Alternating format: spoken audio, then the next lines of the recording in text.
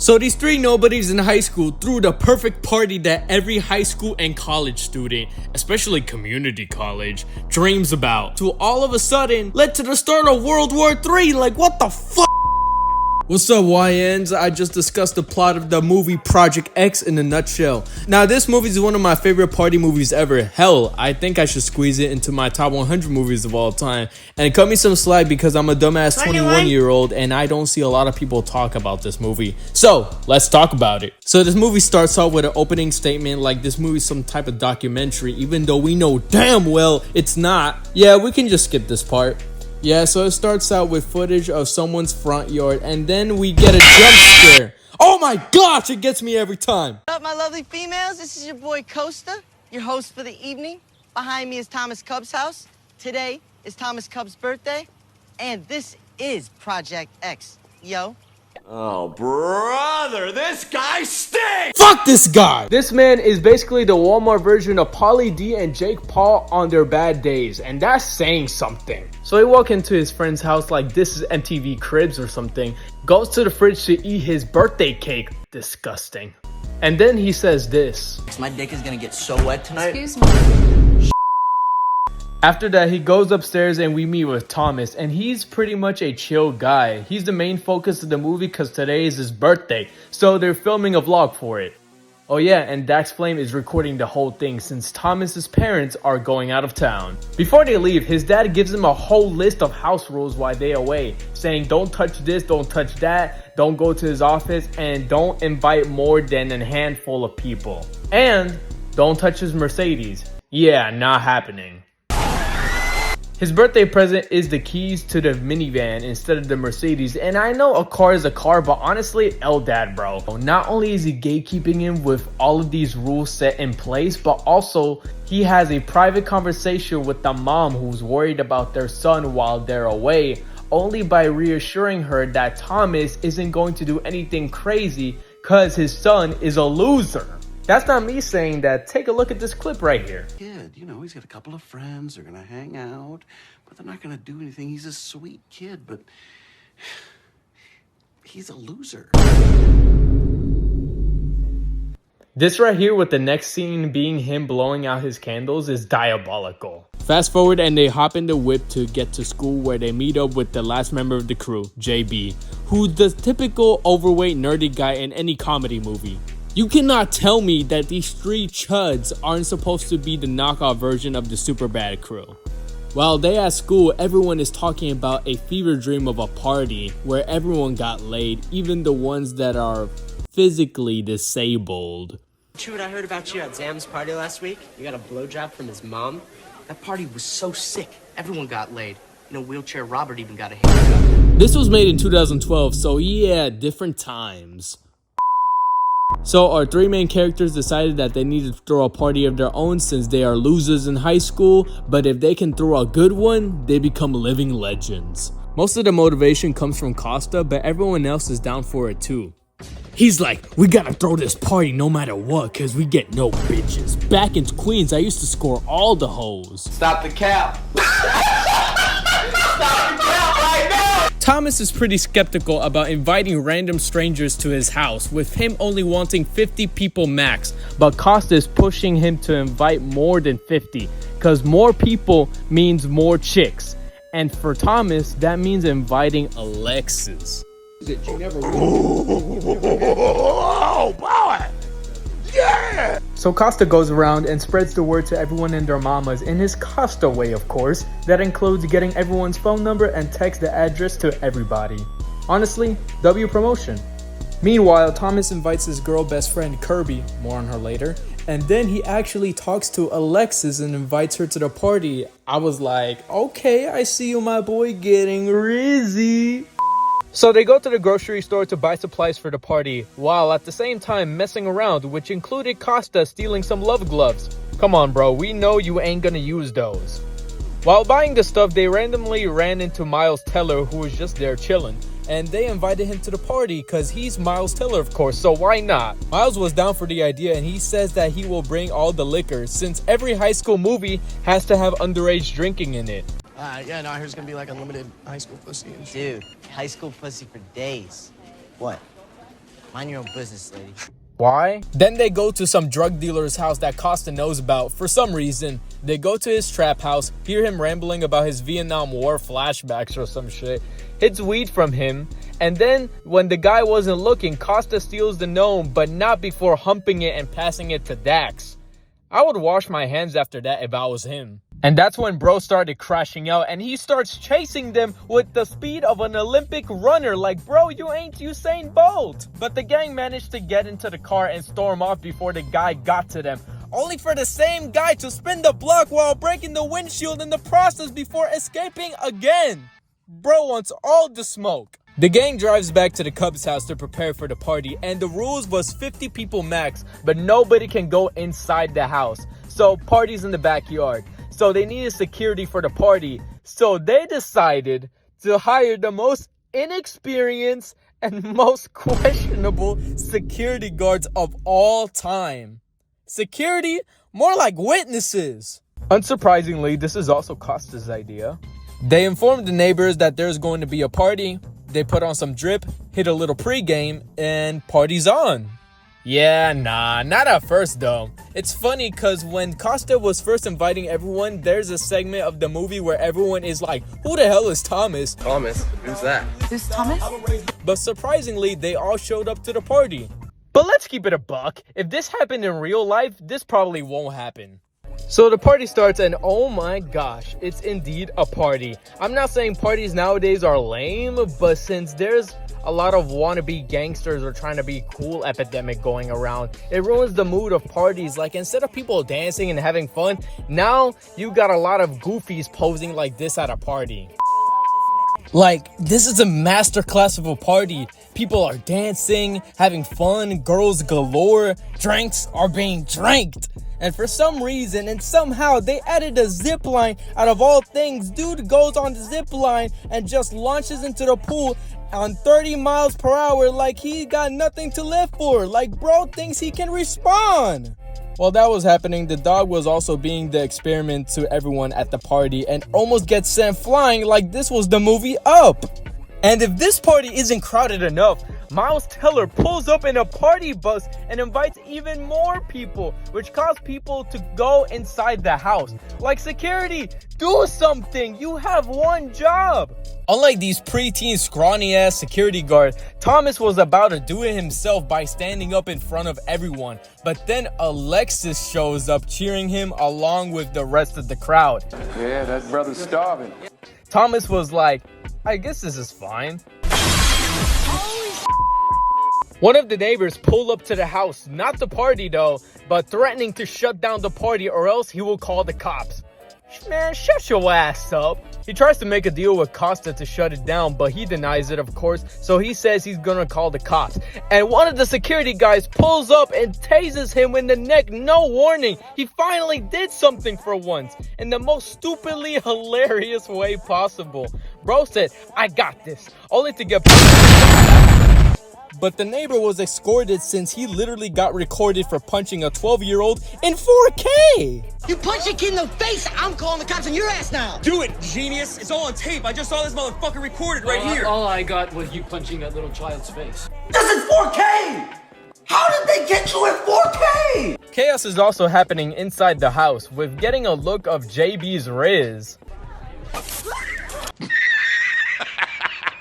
And with Alexis interacting with Thomas only to take him somewhere where drinks are being poured and things are started to heat up between them. Oh my gosh.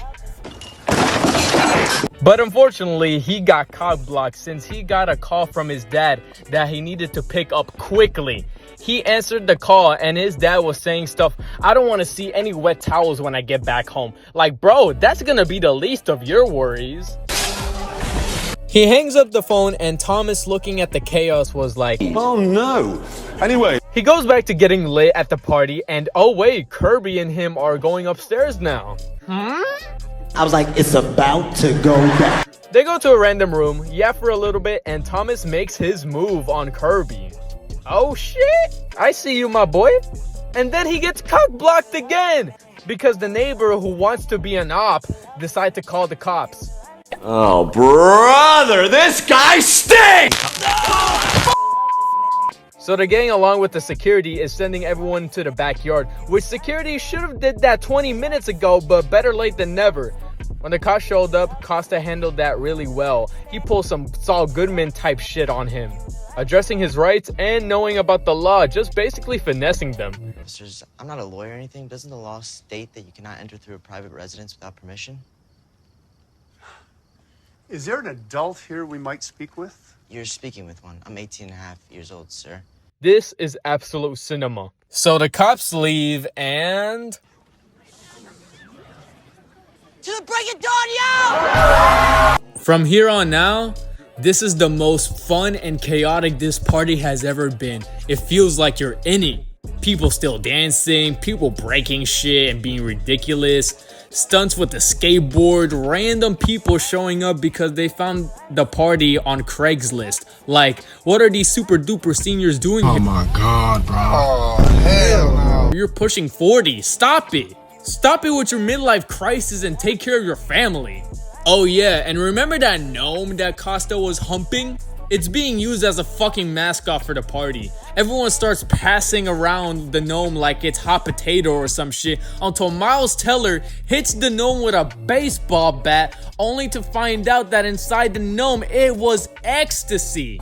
Yup, things are gonna take a turn for the worse because everyone is now cooked. Because now everyone is going crazy to the point where somebody broke the window, but Costa tried to make a light of the situation and say that his cousin can fix it for him.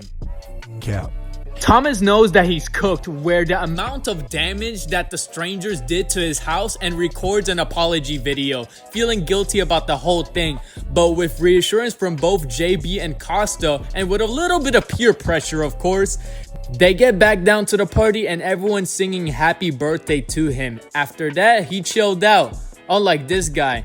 This petite fella over here has no chill, decides to throw an egg at a person, tries to fight him, and gets jumped and then gets put in the fucking oven. He's cooked, no pun intended. After a few minutes, the ecstasy kicks in for the boys and they are gone. Visuals looking like a music video montage. I mean, look at Costa over here on his last functioning brain cell, while JB is actually getting some action. Okay, I see you, JB. I underestimated you. Meanwhile, Alexis shows up again and talks to Thomas, whispering in his ear, and then they go upstairs like this guy got unspoken Duke Dennis Reyes. What does she see in him? It should have been me, not him! They get to his room and they continue where they previously left off. Yeah, I'm just watching this for the plot. But then Kirby walks in and she sees what's happening and then storms off. And this dumbass goes after her. Thomas had two options and still manages to fumble both of them. This needs to be studied. This man has been going through it because now he's conflicted, guilty, and regretted that he fumbled two women and falls into a deep state of depression.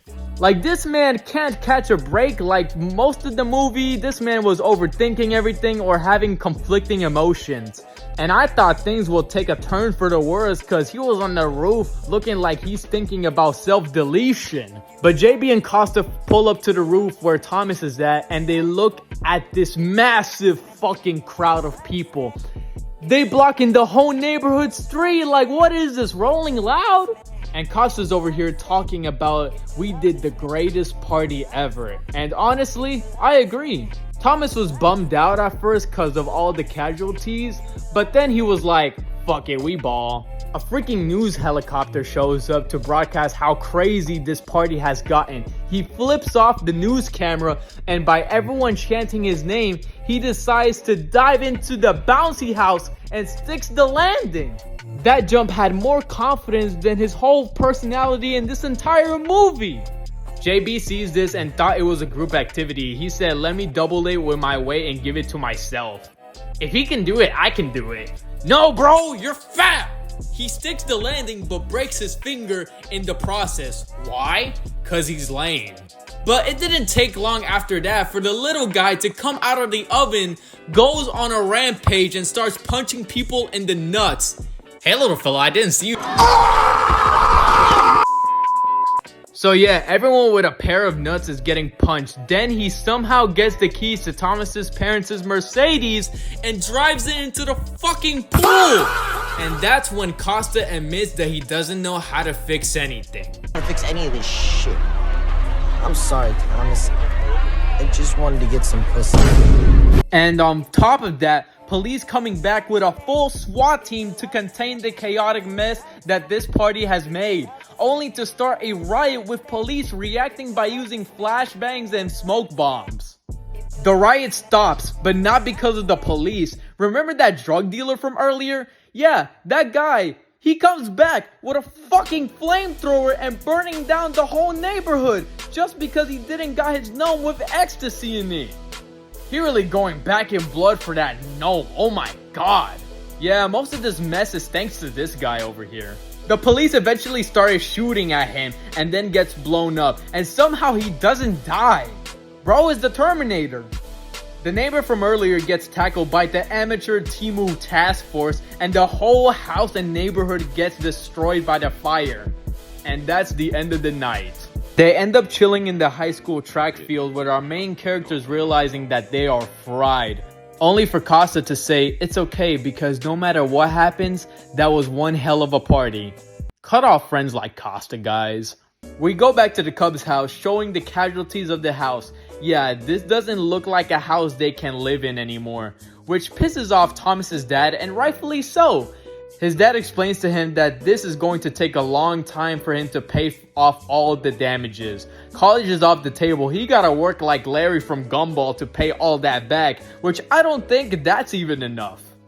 But surprisingly, his dad in a weird way is proud of his son because he didn't think that he had what it took to throw a party like this. Cause remember, this was the same dad that called his own son a loser only to find out that his son isn't as lame as he think he was.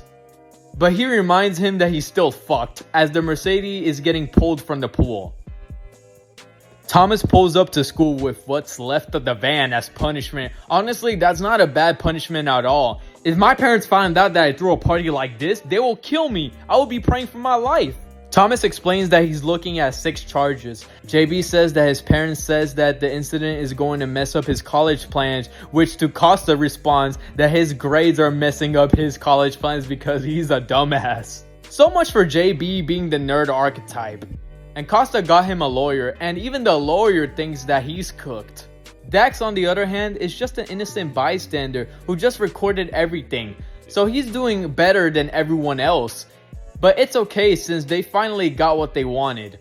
Everyone at high school finally notices them, respects them, and become high school legends. Thomas apologizes to Kirby and they rekindled their fling, which he still fumbled with that other chick, but at least they got their happy ending. The movie ends with a Where Are They Now segment, with Thomas getting a slap on the wrist when it comes to getting convicted and was voted most likely to succeed. I don't know how with the amount of debt he's in. What? Costa beat the charges thanks to Saul Goodman, but he might be a father to 3 children cause his pullout game weak like Nick Cannon. Costa, I knew you wasn't gonna use those love gloves, bro.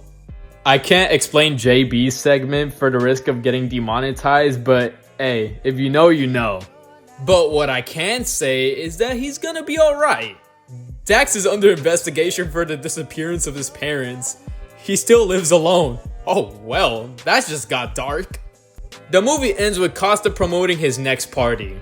I wonder where they got this inspiration from.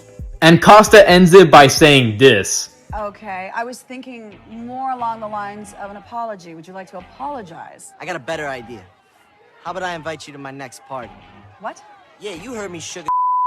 Just make sure you wear something tight. And yeah, that's Project X. It's not no super bad, but it's one of my favorite movies and y'all should watch it.